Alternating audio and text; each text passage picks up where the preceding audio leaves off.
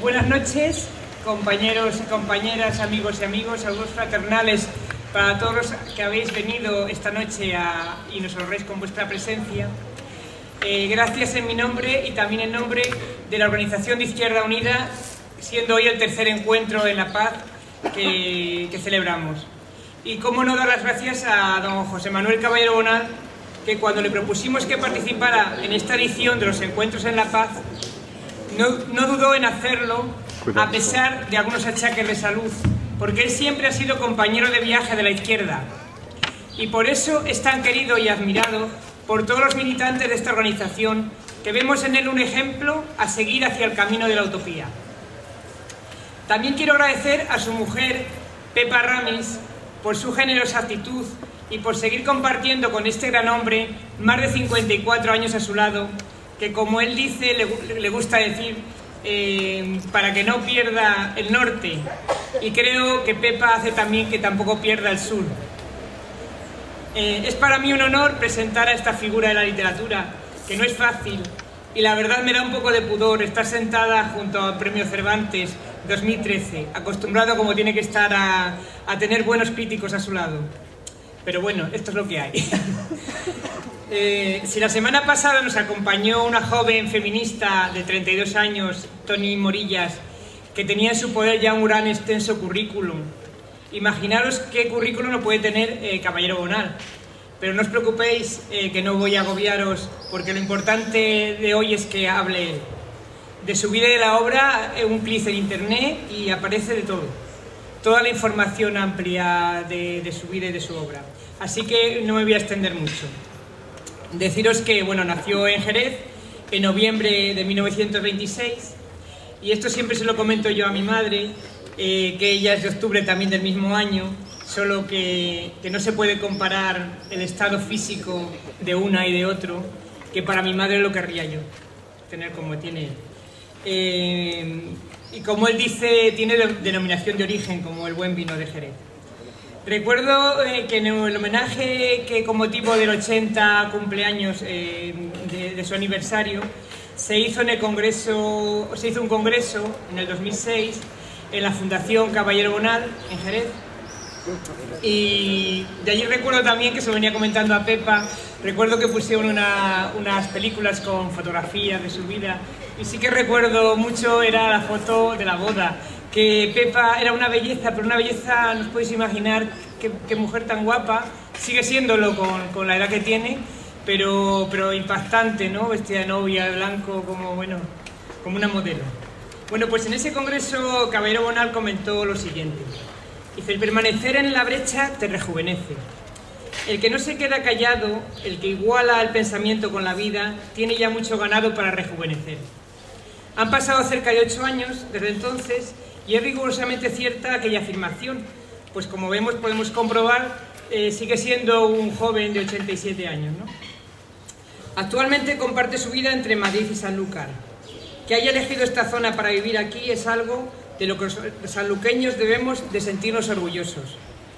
Que su Argónida, su Doñana, su paraíso privado sea su referencia humana, que ese paisaje natural esté siempre en buena parte en su biografía, que sea ese mismo paisaje el que le ha inspirado sus memorias y algunas poesías, y que haya sido el centinela privado ante el estado de acoso a su integridad que sufre nuestra Doñana y ahora el río Guadalquivir. Eso no se puede pagar con nada material, solo con nuestro agradecimiento. No es exagerar si digo que Caballero Bonal es uno de los escritores primordiales de la literatura de buena parte del siglo XX y lo que llevamos del XXI. Repasando su biografía, pues me ha recordado mucho la canción de Joaquín Sabina, aquella que dice la del pirata cojo, que la conoceréis, ¿no? Dice: este hombre, este intelectual polifacético que ha vivido tantas vidas, novelista, poeta, ensayista, autor de las páginas más memorables de la literatura, ha hecho radio, adaptador de textos, guionista, editor, actor secundario, investigador folclórico, productor, flamencólogo, profesor, traductor, pintor, un apasionado, un insumiso, un infractor, un disidente, un hombre que ha levantado la poesía como bandera, un resistente, un correcaminos, un trotamundos y, por parecerse más al pirata, su afición por el mar, que ejerce en él una fascinación muy especial, por todo lo que le representa, la libertad absoluta y también la aventura. Habría que preguntarle a Sabina si no se inspiró en su vida cuando él compuso esta canción.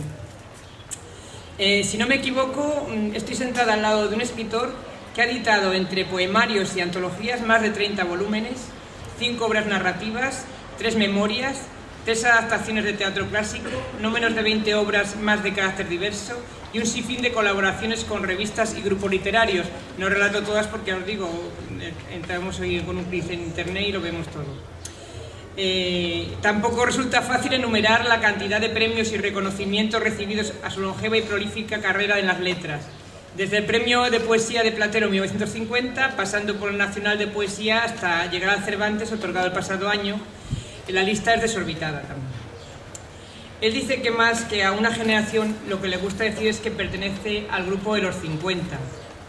Entre ellos estaban Barral, Gil de Viedma, Ángel González, García Hortelano, Valente, Claudio Rodríguez, Agustín Guitisolo, entre otros, porque más que las afinidades literarias, lo que les unía era una actitud moral frente a la dictadura, una oposición al régimen franquista que le hizo conocer a él también la cárcel, la censura y el exilio voluntario. Era el tiempo de la utopía y otras muchas cosas que también les unían, cuenta él, que era también la estatura, que tenían todos, una estatura común más o menos. Y esa nueva manera de vivir, de trasnochar y también de beber. Es un escritor cuya literatura profundiza en la memoria colectiva y personal de los hombres. Su escritura huye de lo corriente, un ejemplo de rigor y lucidez, con una extraordinaria capacidad de trabajo. Es hijo del mestizaje, del barroco, con un gusto exquisito por la palabra escrita, por el lenguaje culto y elegante, que utiliza palabras y adjetivos fuera del uso común. La musicalidad en sus letras, la originalidad en sus composiciones, la exactitud en sus estructuras líricas y sus infinitos matices hacen única su obra. En definitiva, que es incapaz de escribir mal. Los que la habéis leído sabéis de lo que hablo, y los que no, lo más acertado es recomendaros que os acerquéis a la narrativa, a los que les guste la novela, y a los que amen la poesía, pues que lean sus poemas, y lo ideal, pues entrar en toda su obra, ¿no? Como escritor comprometido, nunca ha podido estar al margen de lo que ocurre en nuestro país. Nunca cambió de chaqueta. Siempre estaba donde tenía que estar. Un poeta que ha sabido luchar en la calle con la palabra, con la poesía, con las que eran y son sus armas. Siempre partiendo de un sentido profundo de la estética para cerrar filas con los de abajo, con los desposeídos, con los débiles, con los desahuciados. Siempre se ha mostrado partidario de lo público. De ahí su indignación con la destrucción que se está llevando a cabo actualmente de esto. Del afán también colectivo en aras del progreso, tanto desde el punto de vista ideológico como económico. En fin, una vida en rebeldía, que es como hemos titulado esta charla. Me voy a permitir, a modo de resumen, leer este maravilloso poema en prosa o prosa poética de su libro Laberinto de Fortunas, que viene a ser su propia definición, una especie de autorretrato. Creo que de alguna manera nos acerca a la persona y al poeta que conviven juntos. Dice así: vengo de muchos libros y de muchos apremios que la imaginación dejó inconclusos. Vengo también de un viaje absolutamente maravilloso que no hice nunca a Samarcanda. Y de un terror consecutivo vengo igual que de una madre. Soy esos hombres juntos que mutuamente se enemistan y ando a tientas buscando el rastro de una historia donde no comparezco todavía. Seré por fin ese protagonista que de siempre ronda entre mis libros y que también está aquí, ahora, sustituyendo a quien no sé. Solo el presente puede modificar el curso del pasado. Y ya para ir terminando, no quiero olvidar la labor que hacen la Fundación Caballero Bornal de Jerez, de la que él es presidente, por el apoyo a la creación literaria y artística, así como la realización de congresos, conferencias, encuentros, lecturas, recitales, y las personas que allí trabajan, que siempre me han abierto sus puertas y con las que ya tengo una gran amistad, como son Fernando Domínguez, Josefa Parra, Ricardo y Carmen Ferrer, entre otros. Y para terminar, por fin, quiero dar las gracias, le quiero dar las gracias a José Manuel por ser como es, porque ha sabido compaginar el compromiso y la estética y ha sabido poner al servicio del pueblo su saber para hacerlo más libre. Así que brindemos porque siga viva esa llama de la cultura comprometida y que los que vengan detrás la retomen y no la dejen apagar. Muchas gracias y ya dejo la palabra a José Manuel.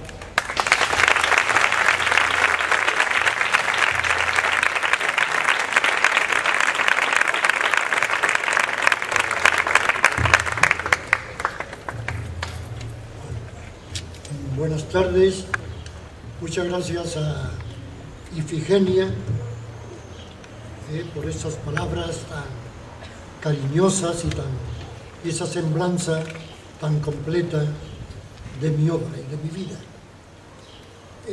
Me interesa indicar o señalar, antes que nada, que el título con el que se ha anunciado mi intervención es desde luego excesivo, no se corresponde con la realidad, porque una vida en rebeldía, sí es posible que yo la haya tenido, pero entre rebeldía y rebeldía me he tomado mi descanso y he hecho otras cosas y he estado de vacaciones, etcétera, y he viajado, de modo que la rebeldía ha venido en su momento y cuando ha sido necesario, pero no toda mi vida. Eso sería absolutamente exagerado. Bueno. Antes de venir, dudaba sobre el enfoque que le iba a dar a esta charla, si iba a referirme más a datos biográficos o bien a referencias literarias, y he buscado, creo que intentaré que sea una mezcla de ambas cosas. Voy a hacer un somero repaso de mis inicios como escritor, que a mí me parece que eso es una referencia fundamental para entender el proceso de desarrollo de todo escritor. En mi vida de adolescente hubo 3 episodios que me sirvieron de una manera inequívoca para marcar la ruta de mi vocación literaria. En primer lugar, siempre lo cuento porque es absolutamente verídico. En primer lugar, yo tuve un profesor en los Marianistas de Jerez, que era un hombre culto, elegante, bastante afectuoso, que me prestó una especie de compendio de aventuras del Quijote que él había hecho. Eran 3 o 4 aventuras, las más divertidas, y yo las leí con gusto, y a partir de ahí pues tuve como un acicate para seguir leyendo el gran libro, pero no lo hice enseguida, tardé algo en volver al Quijote, pero ese arranque fue bastante significativo. Luego, yo estudié náutica en Cádiz porque quería emular las aventuras de los protagonistas de las novelas ambientadas en el mar, que fueron mis primeras lecturas predilectas. Stevenson, Conrad, Salgari, Jack London, etc. Sobre todo había libros como el Jack London, el Lobo de Mar, que me dejaron marcado y que me hicieron como incentivaron ese prurito de ser como el personaje, como el viejo marino, el viejo lobo de mar de Jack London. Y entonces por eso quise estudiar náutica en Cádiz.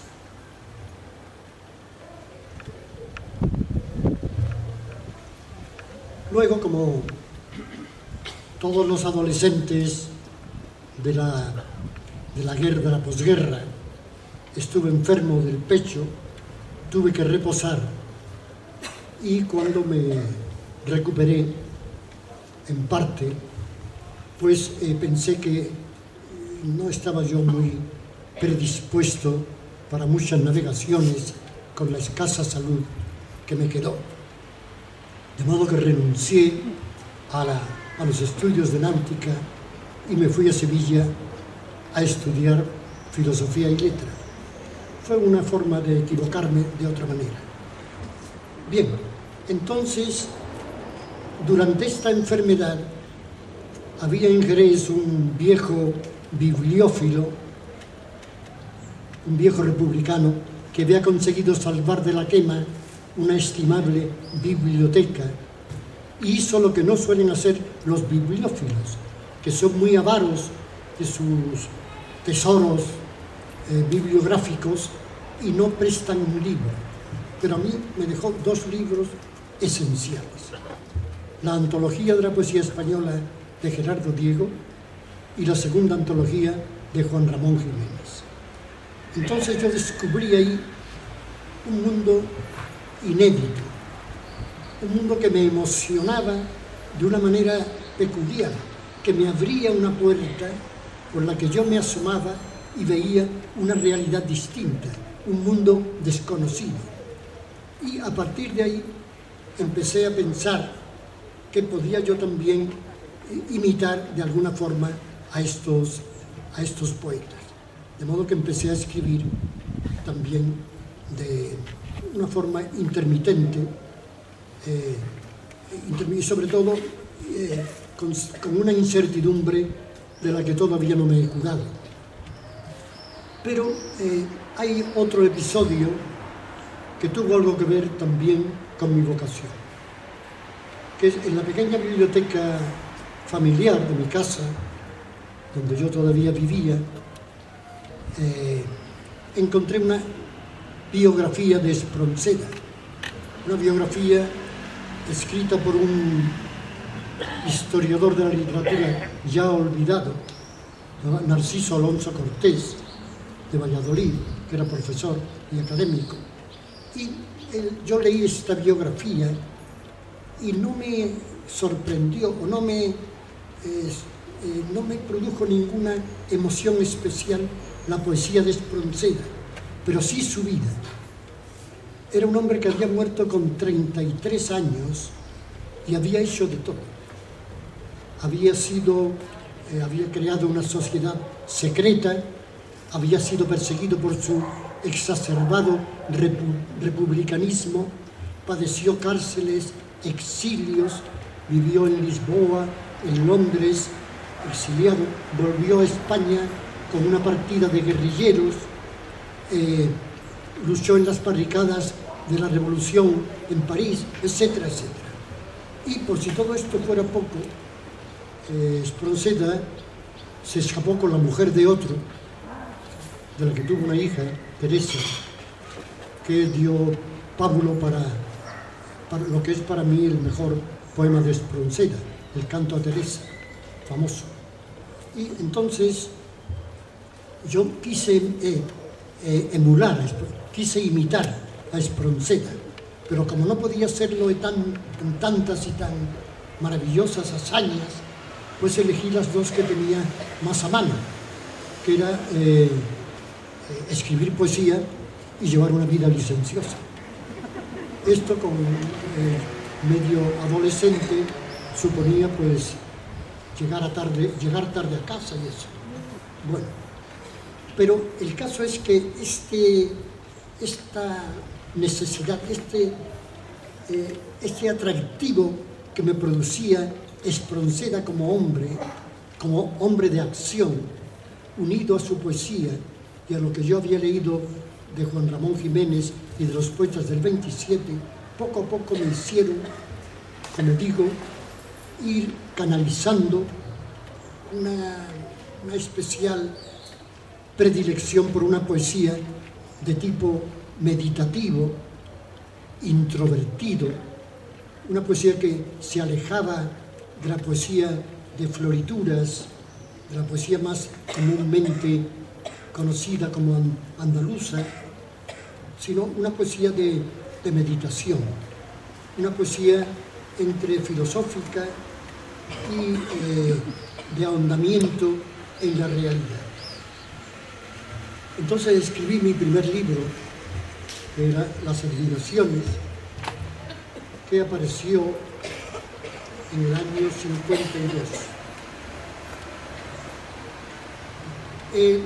Entonces, coincidiendo con la salida de este libro, que tuvo una acogida para mí especialmente estimulante, yo elegí irme de Jerez a Madrid. Pensé que si me quedaba en Jerez me iba a terminar siendo pues iba a vincularme a la historia local de cada día y que mi vocación iba a verse afectada. De modo que no sé por qué pensé que tenía que irme a Madrid. Era una especie de falsa alarma, digamos, porque tampoco creo yo que sea, y hoy menos que nunca, estar presente en los centros culturales españoles, sino que cada uno, esté donde esté, puede hacer su obra en silencio y aislado. Bueno, pues yo me fui a Madrid, primero a trabajar a seguir estudiando filosofía y letras en Madrid y a trabajar al mismo tiempo en la Bienal Hispanoamericana de Arte, que había sido organizada por el entonces llamado Instituto de Cultura Hispánica, de infeliz memoria. Entonces yo trabajé ahí un año escaso y luego conecté con Camilo José Cela y que pensaba fundar una revista literaria en Palma de Mallorca, Papeles de Son Armadans.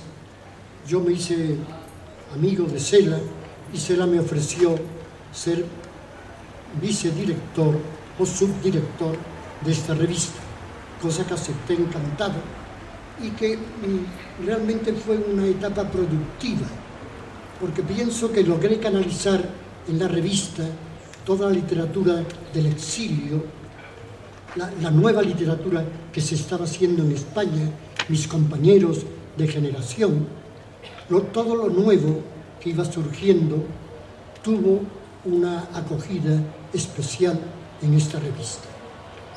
Además, fueron años para mí muy saludables porque, entre otras cosas, conocí allí a Pepa, con la que acabé casándome. Y en Mallorca tuvo para mí una fascinación muy especial. La tierra, la que la conocí, creo yo, a fondo, viajé por todas partes en Mallorca, escribí sobre Mallorca, grabé en una discográfica las canciones populares de Mallorca y, en fin, estuve muy vinculado a la literatura y a la vida de la isla. Y entre una cosa y otra,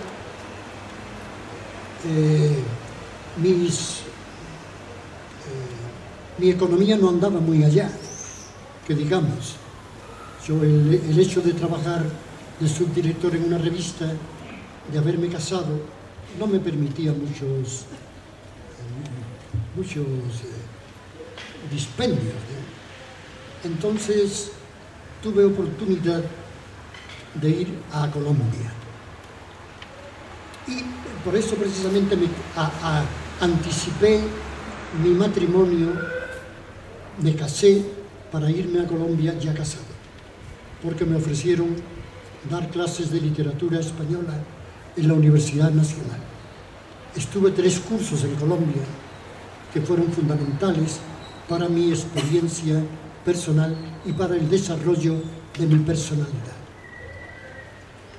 3 años en que también, como me había ocurrido en Mallorca, viajé por el país, viví muy a fondo toda la realidad social, política, cultural de la Colombia de aquellos años que eran los primeros años 60, fines de los 50.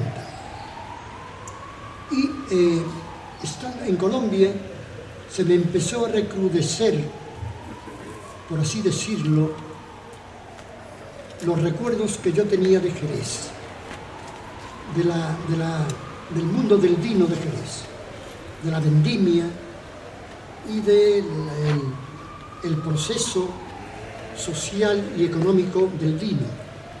Y estos recuerdos se me fueron agudizando y pensé que iba a escribir una novela sobre este mundo. Entonces yo estaba ya muy vinculado a la acción política antifranquista y me pareció que yo podía escribir una novela sobre Jerez denunciando o concretando una serie de injusticias del mundo del vino, del mundo del trabajo, sobre todo relacionado o concretado en 2 días de la vendimia, o sea, 2 días de septiembre. El libro no es ni mucho menos un libro donde haya buenos y malos, porque eso sería absurdo, sino es un libro que pienso que el lector saca sus propias consecuencias sin que yo le dé pábulo para que elija una solución sobre lo que está leyendo, sino que él mismo descubra la injusticia que estoy contando. El proceso de injusticias del mundo social del vino y de las bodegas. En la novela hay una especie, la novela termina como empieza. Se muerde la cola, por así decirlo, y se ven una serie de personajes que luchan por sobrevivir frente a otros que disponen pródigamente de la vida. El mundo del trabajo y el mundo de los dueños de las bodegas, es decir, el mundo de los que poseen la tierra y de los que nunca poseerán la tierra. La novela, pues, se publicó en Barcelona, tuvo cierto éxito, todavía se vende y todavía se habla de ella. A mí es una novela que hoy no la habría escrito como la escribí. Siempre se escribiría de otra forma lo que ya está escrito, pero esta novela la escribiría de otra forma, no tan directamente realista, no tan explícita o tan obvia en ciertos aspectos de la realidad que cuento.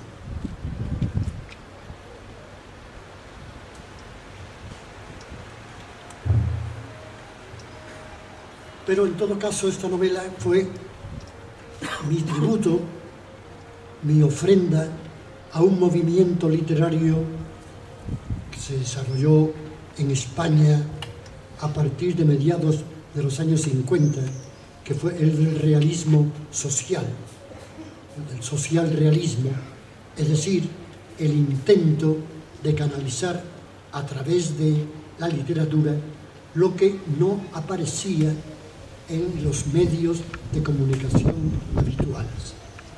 Lo que la censura vetaba en los periódicos se podía contar a lo mejor en una novela. Y esto es lo que yo hice con 2 días de septiembre. Sin embargo, como digo, había cierto sometimiento voluntario, por supuesto, a unas normas de conducta literaria que eran las que entonces parecían responder al compromiso moral del escritor. Yo defiendo ese movimiento porque pienso que en aquella España triste, injusta, dolorosa, de la peor etapa del franquismo, la literatura también tenía que luchar, o la literatura tenía que ser de alguna forma un arma de lucha contra la dictadura. Pasó el tiempo, yo me vinculé mucho a esa lucha antifranquista y llegué a la conclusión de que entre la actividad política y el trabajo creador había una incompatibilidad, que no podía compatibilizar los dos aspectos de mi actividad y que tenía que abandonar la literatura, cosa que hice durante casi una década. No escribí apenas, pero sí trabajé mucho en política. Hoy comprendo que eso era un pensamiento innecesario, además de erróneo, porque uno puede siempre trabajar políticamente y escribir sin que sirvan estos dos, se incomoden uno a otro. Pero yo tardé tiempo en volver a escribir, como digo, y escribí entonces una novela que para mí es la síntesis de toda mi obra. Es una novela compleja, yo lo reconozco, es una novela barroca, de lenguaje barroco, una novela que intenta reproducir en la lengua literaria un mundo lujurioso, lleno de recovecos extraños, como es el mundo de Doñana. Aparte de las bellezas naturales, en Doñana hay un trasfondo social muy complejo. Ahí han ocurrido cosas terribles durante la posguerra y siempre ha habido amenazas que se han cernido sobre la integridad ecológica de ese paraíso. ¿Para qué vamos a recordarlo aquí en Sanlúcar, ¿no? Tantos episodios negativos, la construcción de la carretera de la costa, la electrificación, los pozos clandestinos, el aprovechamiento indiscriminado de los acuíferos, la expansión urbanística, sobre todo con la construcción de Matalascañas, que es en uno de las zonas más sensibles de Doñana, ese complejo turístico que agota prácticamente el agua durante el verano, etcétera, etcétera. Entonces, yo desde niño, que andaba por aquí en plan de buscador de tesoros, Doñana siempre fue para mí la idea más aproximada que tiene cada uno del Edén, del paraíso. Y yo la defendía a Doñana como si fuera algo propio, algo que no se podía violar. Eso va unido siempre al viejo mito de la madre tierra, de la mater terrae, es decir, de la madre que castiga a todo aquel que pretende ultrajarla. Esto es lo que está un poco en esta novela, en Ágata, Ojo de Gato, que la novela apareció el año 75 y sigo pensando que es lo mejor que yo he escrito. Estoy muy de acuerdo con cómo la escribí, volvería a hacerlo como lo hice, cosa rara, y la salvo entre todo lo demás, porque es una novela en la que me siento muy bien expresado. Bueno, y ya voy terminando porque esto es una madeja que tiene pocas posibilidades de terminar, porque empiezo a pensar y en voz alta sobre muchas cosas que he hecho. A ver si me he dejado algo de interés. Bueno, otra de las cosas que no he hablado, pero que forma parte importante de mis ocupaciones, que he tenido muchas, es el mundo del flamenco. Yo en los años 60, cuando volví de Colombia, trabajé en una discográfica, que era Ariola, que luego pasó a Sony, fue absorbida por Sony, pero el director de esta discográfica de Sony me dio pie para crear un sello propio mío, que se llamó Pauta, en el que yo hice cosas muy diversas, desde cantautores, desde Serrat a Magnica Doble o Rosa León, etcétera, etcétera, muchos, Aute, hasta una antología del cante flamenco que se llamó Archivo del Cante Flamenco, donde vine con un equipo radiofónico, electrónico, en una furgoneta para grabar in situ, es decir, en los sitios más propios, en un bar, en una cueva, en una casa de vecinos, a los viejos cantaores anónimos que nadie conocía en aquellos años, a principios de los 60, y que yo me enorgullezco de haber salvado del olvido. Había muchos cantadores muertos ya hace tiempo que grabaron en el archivo y que yo conseguí realmente que eso fuera como una especie de escuela a la que tenían que acudir todos los jóvenes cantadores para saber lo que era la gran tradición del flamenco. Y esto, que es con otro nombre, ahora se llama Medio siglo de cante flamenco, pero se sigue reeditando y vendiendo, y yo ampliada ya un poco, de una forma más comercial, pero que el origen del archivo del cante flamenco fue realmente para mí un trabajo gustoso, del que todavía me siento realmente ufano y orgulloso. Y por aquí sigo. Muchas gracias.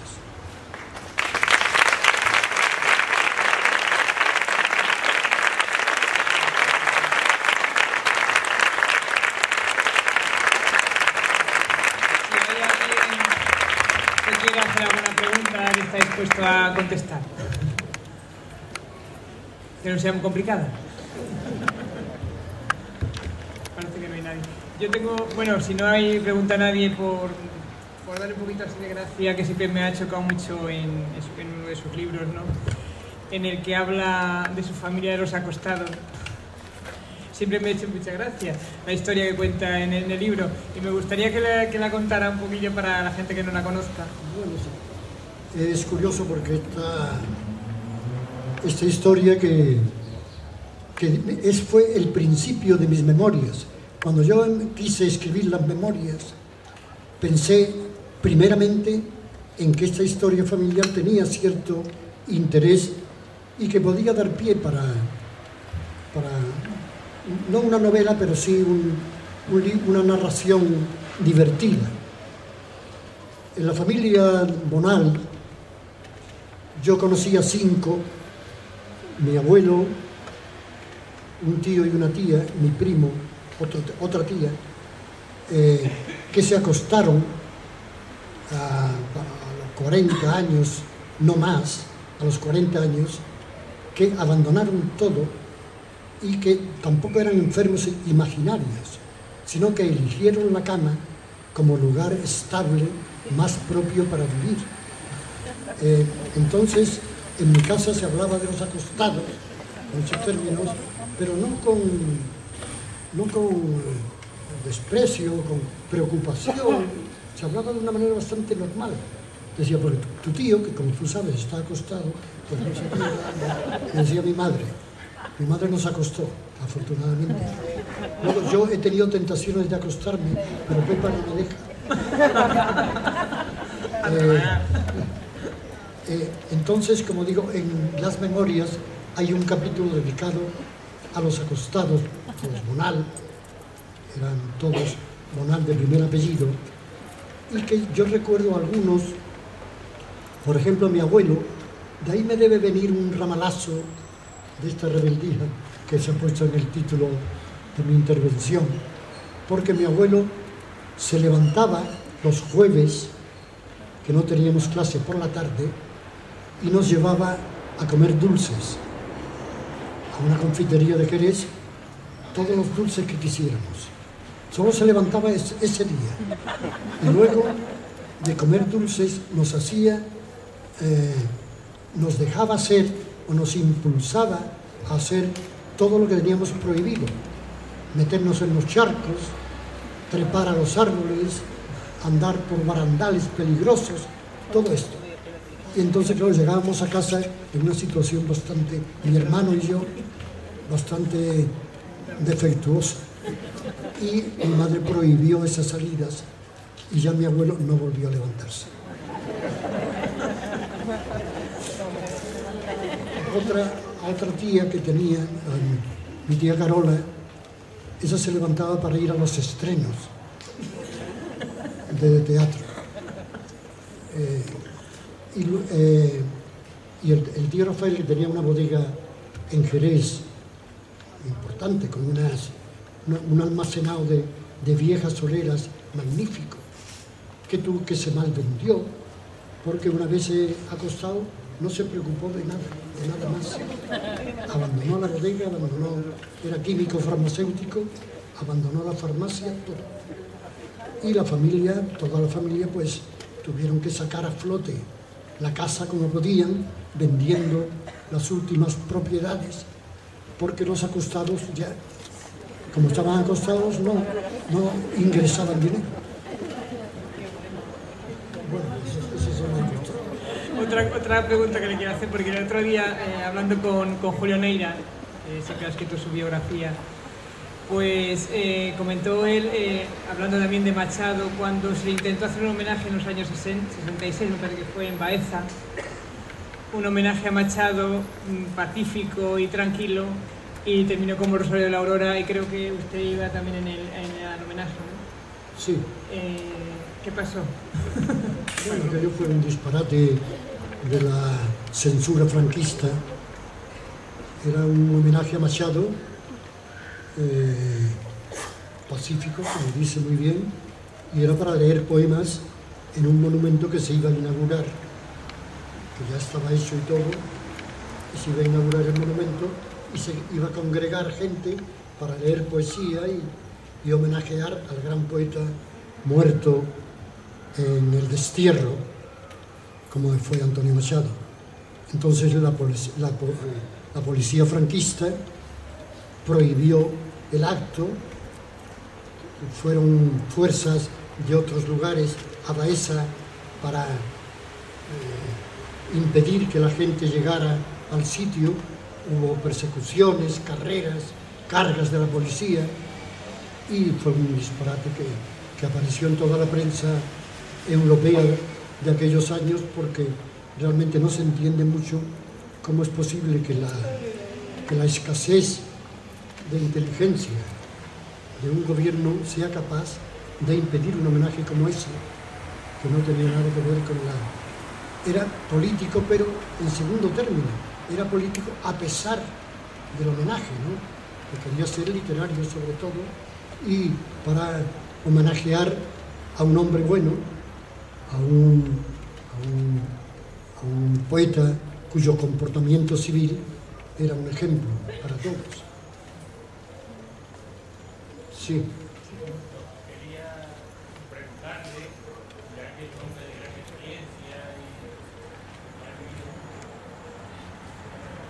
cómo ve los ciudadanos de nuestro país la situación de tanto paro para la juventud, la crisis que hay, los piratas de lo público que nos convierten en privados, no gestionan la educación, la sanidad, miente, roba, se llevan los dineros.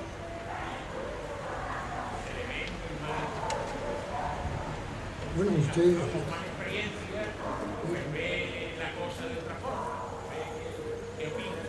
Bueno, usted ha enumerado lo que está ocurriendo, ¿no? El paro, el latrocinio, la rapiña, la impunidad de ciertas personas que han robado desde hace años y están todavía por ahí con cargos públicos. El paro, que es realmente un mal endémico, los desahucios. Hay tantas cosas que se podría hablar y que juntas provocan que realmente la situación, para mí me parezca que es una situación, yo creo que estamos llegando a un fin de ciclo, a un fin de periodo de decadencia, que esto no puede continuar mucho más tiempo, que a lo mejor antes de que termine el año va a haber un brusco viraje de la política nacional y se va a ver un horizonte nuevo, porque es imposible que las cosas vayan a peor de lo que están. Y ese ciclo, a lo mejor es que la decadencia ha llegado ya a su límite. A mí este tema me llega muy profundo y realmente me produce una irritación muy especial, porque pienso que es casi ya la impotencia para conseguir algo, porque en tiempos cuando yo estaba en la lucha antifranquista, digamos, entonces había como una especie de utopías próximas. La utopía era una esperanza consecutivamente aplazada, pero estaba ahí y esa utopía parecía que se iba a conseguir. Se luchaba con un ideal, por ejemplo. Yo creo que ahora los ideales políticos han desaparecido, prácticamente. Se ha convertido la política en economía. Ahora hay economistas, no hay ideólogos. Y esto pues no puede ser de ninguna manera un buen fin.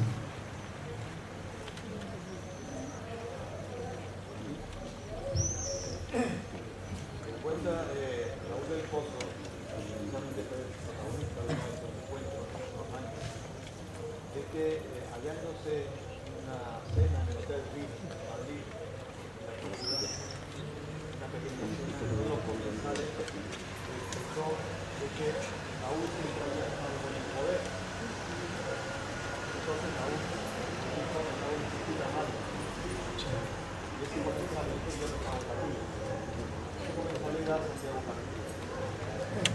Y la pregunta que le hace tiene a colación con el momento. Según su juicio o según su criterio, ¿cuál debe ser el papel que puede y debe desempeñar intelectual de la sociedad actual? Teniendo en cuenta, claro, que su generación, por ejemplo, se formó antes del micrófono claro, y la actual se forma viendo la televisión pasiva. Bueno, yo no puedo dar consejos en este sentido, ni sentar cátedra, mucho menos, ¿no? A mí me parece que el intelectual, por definición, está en contra del poder, sea del signo que sea. No en contra por sistema, sino como crítico del poder. Tiene que ser un vigilante, esa conciencia vigilante de que hablaba precisamente Machado, para vigilar, para que no se cometan crímenes, porque no se cometan errores graves en la sociedad en la que uno vive. Ese es el papel del intelectual. Pero eso también está medio olvidado. Parece que ha pasado de moda y que estar en la oposición o ser esta conciencia vigilante ya no está de moda. Ya parece que no es necesario esa actitud. Pero en todo caso yo no podría aconsejar en ese sentido, porque no soy nadie para hacerlo. Yo tengo me voy a poner de voy a decir la gestión desde hace muchos años, y bajo el día hablamos nosotros. Yo tenía una cafetería y usted tiene el arte. Así que yo le digo muchas gracias, me alegro mucho de él. Vamos a guardar.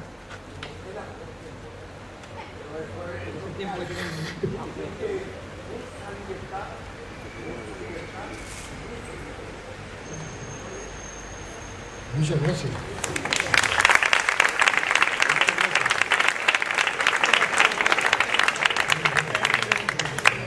Por aquí primero.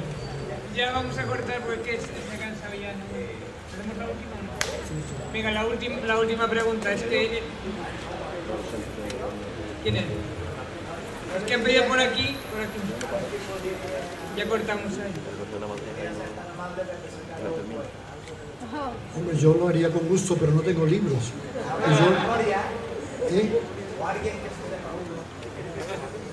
Yo no tengo libros aquí míos y de memoria no me sé ninguno. Afortunadamente, lo siento. Quiere cortar. Ya, es que, bueno, venga, di. Bueno, sobre todo, agradecer la intervención que ha tenido con esa parsimonía en tu expresión y conocimiento, que, bueno, a esta altura creo que estamos hartos de esta clase de personas. Le haría una pregunta porque me da la sensación que políticamente no está de acuerdo con muchos factores que hoy redunda en la política general. Y bueno, y vuelvo a decir, te preguntaría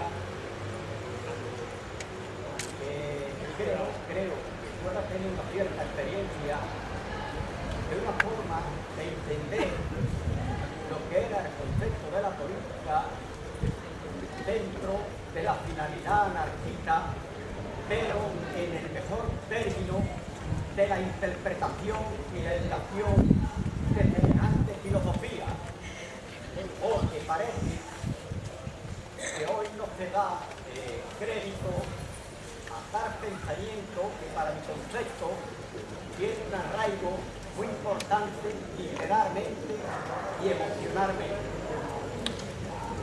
Vuelvo a preguntar, ¿qué interpretación le hace a su pensamiento y a la influencia que tuvo anterior a la guerra y parte de la misma en la posterioridad? Nada más, gracias. Bueno, si lo he entendido, usted me pregunta sobre la anarquía, sobre el pensamiento ácrata, me está preguntando usted. Bueno, pues yo pienso también que tuvo una importancia fundamental en los movimientos obreros andaluces de la preguerra y de todo el siglo XX, sin duda ninguna. Yo actualmente, siempre digo que yo soy una persona que tengo un fondo ácrata y unos gustos burgueses, con lo cual esa contradicción, que es completamente disparatada, pues con eso le digo todo. Pero yo soy un defensor del pensamiento anarquista, sin duda.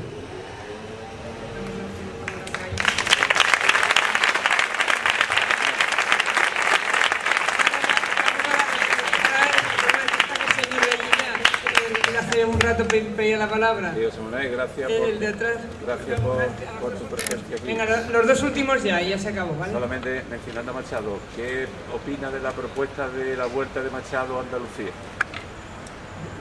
De la vuelta de Machado a Andalucía. No, yo estoy en contra de eso. Yo pienso que los muertos se tienen que quedar donde murieron.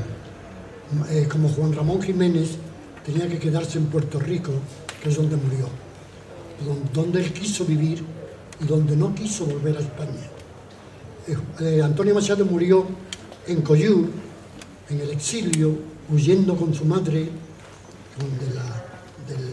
del fin de la guerra, y fue allí donde realmente él quiso quedarse a morir. Yo no estoy de acuerdo en que se traiga el cadáver. ¿Y el último? Es que para mí es un orgullo compartir este momento con ustedes y quería preguntarle como músico que soy, y usted ha hecho antes mención, ¿usted cree que se está perdiendo un poco la luz de utopía en el arte, tanto en la literatura como en la música? ¿El carácter reivindicativo de la cultura se está perdiendo un poquito? Bueno, yo no podría contestarle a eso con una mínima sensatez, porque yo pienso que defiendo que el escritor puede, humanamente hablando, puede estar comprometido, trabajar en política y literariamente hablando, ir por otro lado. Es decir, que la obra no tiene por qué coincidir con la vida. Yo puedo ser una persona muy comprometido políticamente, estar trabajando día y noche a lo mejor en un proyecto político, pero mi obra poética, por ejemplo, no tiene nada que ver con eso. Va por otro lado, va simplemente en busca de un perfeccionamiento de la obra. de que cada vez pienso que debo escribir mejor, que lo que hay que conseguir en literatura es eso, una prosa limpia, bella, que cumpla también con cierto compromiso social, que es que el lector enriquezca su sensibilidad a través de lo que lee. Pero eso no tiene nada que ver con otros aspectos de la personalidad del escritor, que puede trabajar en política por otro lado. Bueno, pues ya damos por cerrado y muchísimas gracias por la asistencia. Queremos desde la Organización de Izquierda Unida hacerle un pequeño detalle como un homenaje por su asistencia y por la colaboración tanto a don José Manuel Caballero Bonal como a Pepa Ramis. Así que ahora vamos a ver. Y pido como el regalo que viene para don José Manuel es...